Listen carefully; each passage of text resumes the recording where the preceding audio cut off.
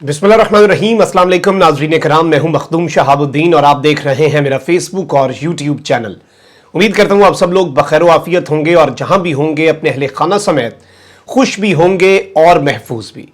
नाज़रीन कराम, इस वक्त पूरी दुनिया की नज़रें पाकिस्तान पर जमी हुई हैं और इस्लामाबाद के अंदर 4 दहाइयों बाद, 40 साल बाद इस कदर अहम तरीन और बड़े पैमाने पर एक कॉन्फ्रेंस होने जा रही है, एक इजलास होने जा रहा है। और आज ना सिर्फ आलमे इस्लाम, पूरी की पूरी OIC, बल्कि दुनिया के अहम तरीन ममालिक जिनमें P5 ममालिक हैं, अमेरिका है, रूस है, चीन है, ये तमाम तर ममालिक इस वक्त पाकिस्तान की इस कॉन्फ्रेंस में शिरकत करने जा रहे हैं। इस्लामाबाद में एक जानिब तो हाई अलर्ट है, लेकिन इस्लामाबाद की फजाओं में भी कुछ सरगोशियां हैं जिनके हवाले से आपके सामने बहुत सी अहम डिटेल्स रखनी है। ये पूरे का पूरा मामला क्या रुख इख्तियार करेगा, होने क्या जा रहा है, असल कहानी क्या है और किस तरह से 4-5 ममालिक ऐसे हैं जिनके लिए यह कॉन्फ्रेंस इस वक्त सबसे ज्यादा इंपॉर्टेंट रुख इख्तियार कर चुकी है। इस सब के अंदर जाहिर बात है सऊदिया, जो कि उम्मत का लीडर हुआ करता था एक दौर के अंदर,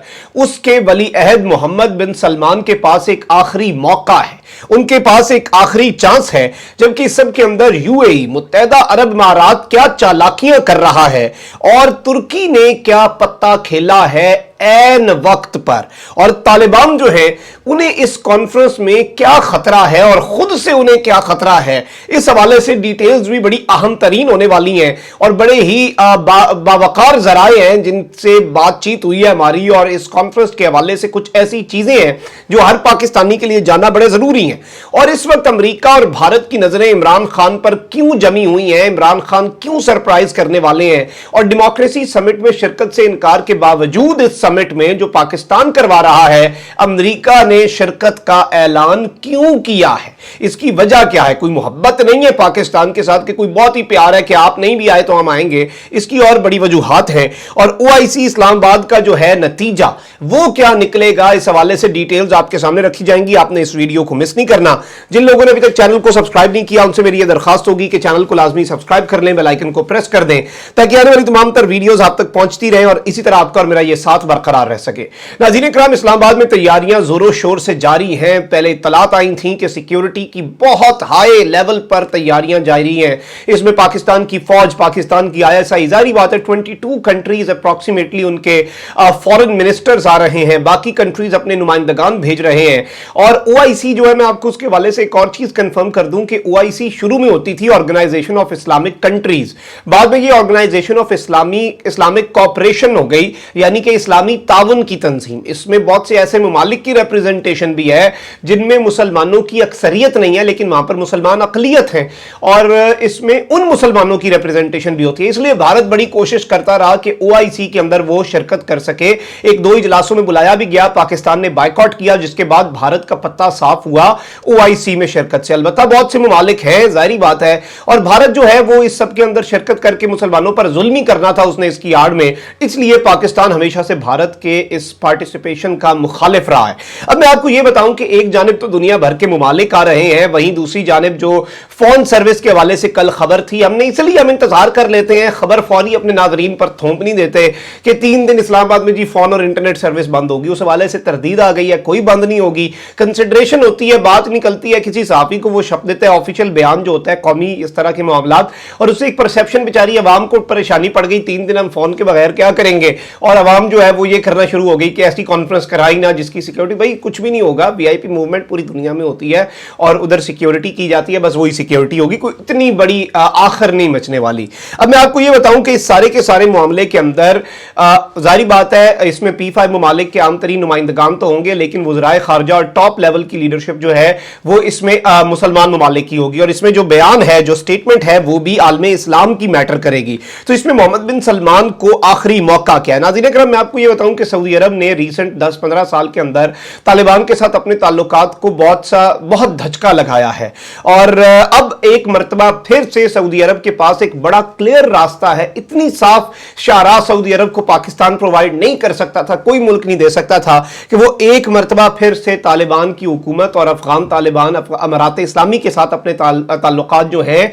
उन्हें ठीक कर सकें। लेकिन इस सब के अंदर मोहम्मद बिन सलमान कॉशियस क्यों है, क्योंकि वो इस वक्त वैसे ही अपने मुल्क के अंदर किसी भी किस्म की मजहबी अपराइजिंग से परेशान है और उसका सर कुचलने के लिए वो तबलीगी जमात तक से परेशान है, तो वो तालिबान से तो ज्यादा परेशान होंगे और इसमें वो वेस्ट की खुशनुदी नहीं हासिल कर सकेंगे। लेकिन ऑन द अदर हैंड अगर सऊदी अरब की बात की जाए तो वो उम्मा को एक मरतबा फिर से इस मैटर के ऊपर लीड कर सकता है। अफगान क्राइसिस के मामले पर सऊदी अरब की जो चौधराहट का सर्वाइवल है जो कि खत्म होती जा रही है, वो एक बड़ा वाज़ेह और क्लियर सऊदी अरब के लिए मैसेज होगा और सऊदी अरब के पास ये चांस होगा कि वो एक मरतबा फिर अफगानिस्तान के इंसानी अलमिया ह्यूमैनिटेरियन क्राइसिस जो है उस पर बात कर सके। इसके साथ ही साथ अगर बात की जाए कि यूएई क्या चालाकी कर रहा है सब के अंदर, और आपको पता है कि नाज़रीन किराम यूएई जो है वो सऊदी अरब के साथ साथ अपने कार्ड्स जो हैं वो पत्ते अपने उसके मुख्तलिफ ही होते हैं। ऑल्दो वो सऊदी अरब के साथ मिलकर काम करता है लेकिन एंड पे पता चलता है कि उसने कोई अपनी गेम कर दी है। और 90s के अंदर भी वो तालिबान की सपोर्ट करते थे ईरान के खिलाफ, लेकिन पहली मर्तबा ये हुआ है तारीख में कि इस तरह से तालिबान के मामले के ऊपर वो दूर रहे हैं। लेकिन रिसेंट डेज के अंदर ना सिर्फ यूएई के पाकिस्तान के साथ ताल्लुकात बड़े बेहतर हुए हैं, कुछ डील साइन हुई हैं, लेकिन उन्होंने पाकिस्तान के जरिए तालिबान के साथ एंगेज भी किया है और वो इस वक्त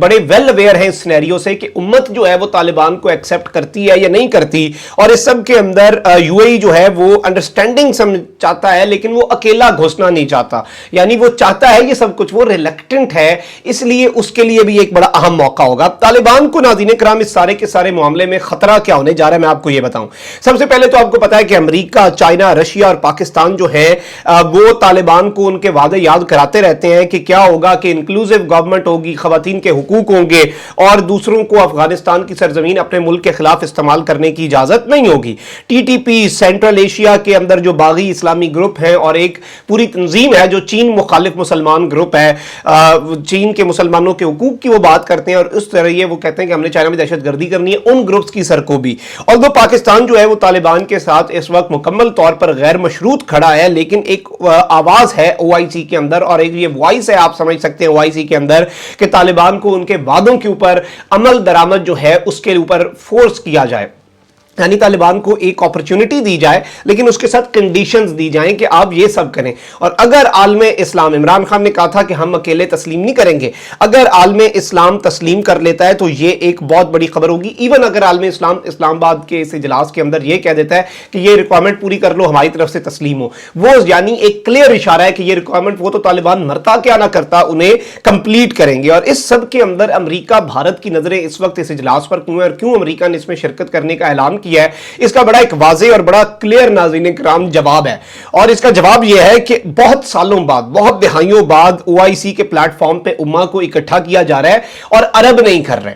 अरब जब करते हैं तो वो पहले से गिटमिट हुई होती है। फलस्तीन, इसराइल के मामले पे क्या हुआ, इमरान खान या इरदवान अगर ओआईसी इकट्ठी कर लें तो ये मामला जो है ना ये आलमी ताकतों की नींदें हराम करने के लिए काफी होता है और अपने मसाइल हल करने के लिए, मुसलमानों के मसाइल हल करने के लिए ये ओआईसी का प्लेटफॉर्म बना है। और इस सब के अंदर अगर इसे मिसाल बना लिया गया तो जाहिर बात है इसराइल के लिए, अमेरिका के लिए और भारत के लिए कंसर्न यह है कि अगर यहां पर पाकिस्तान कामयाब होता है तो पाकिस्तान फिर कश्मीर और पैलेस्टीन इशूज जो हैं उनके ऊपर भी इसी तर्ज के इजलास बुलाया करेगा। और तुर्की इस सब के अंदर नाज़रीन किराम एक मरतबा फिर पाकिस्तान के साथ जो मोहब्बत है उसका सबूत दे रहा है और पाकिस्तान के साथ बेहतरीन किस्म का, क्योंकि टर्की जो है उसने सारे फॉरेन मिनिस्टर्स को कहा है कि सारी दुनिया के इस्लामी मुल्क अपने फॉरेन मिनिस्टर भेजें, इसमें कोई छोटा सिफारतकार नहीं भेजना, इसमें सब ने फॉरेन मिनिस्टर भेजना है, भरपूर शिरकत करें। इस वक्त अफगान इशू के ऊपर पाकिस्तान से रेलिवेंट इस्लामी मुल्क पूरी दुनिया में कोई और नहीं हो सकता। और एक और इमर्जिंग उम्मा के लीडर के तौर पर जो खला पैदा हो रही है सऊदी अरब की तरफ से, उसे टर्की और पाकिस्तान ने फिल करना है।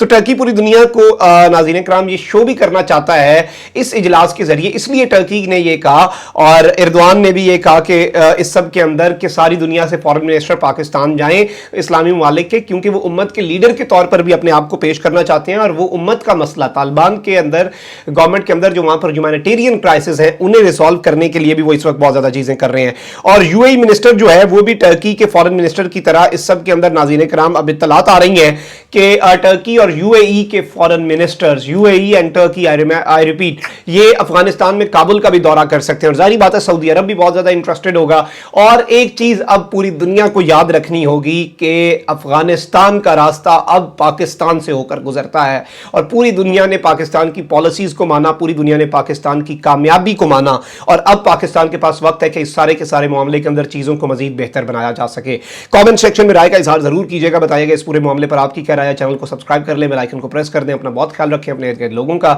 اس ملک پاکستان کا اللہ تعالیٰ پاکستان کو سلامت رکھے، تا قیامت رکھے۔ اللہ نگہبان پاکستان زندہ باد۔